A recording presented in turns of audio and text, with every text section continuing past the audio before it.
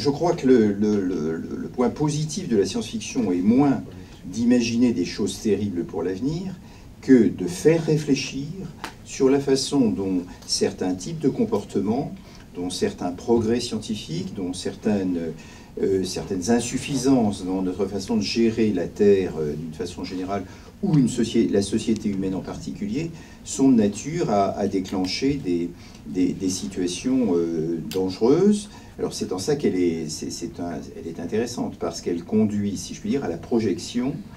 Et la projection est un élément positif de la vie humaine. C'est une façon d'essayer d'imaginer différents types d'avenir pour voir de quelle façon on peut, dans la vie présente, faire en sorte que ne se produise pas tel ou tel type d'avenir, ou que se produise au contraire tel ou tel type d'avenir. La science-fiction est toujours comme cela. Elle a à la fois un côté, elle peut avoir à la fois un côté terrible, et en même temps, il y a toujours un côté positif. Une de ses caractéristiques, je le disais tout à l'heure, c'est d'essayer de placer des individus dans des situations invraisemblables. Bon, les individus dans les situations invraisemblables, le propre des auteurs de science-fiction, c'est de les faire réagir parfois très positivement. Et donc, c'est ce qu'on voit ici. En définitive, la réaction est positive.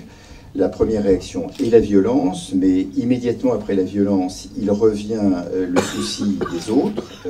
Par exemple, la façon dont la société réagit à la surdité, qui consiste à organiser les choses pour que les gens puissent continuer à s'alimenter, est une réaction extrêmement positive.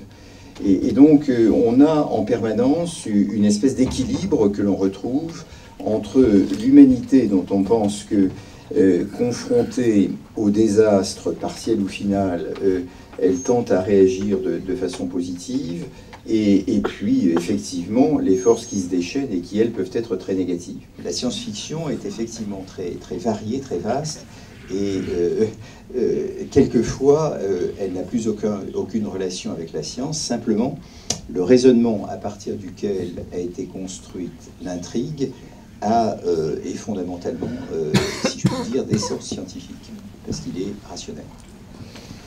Voilà.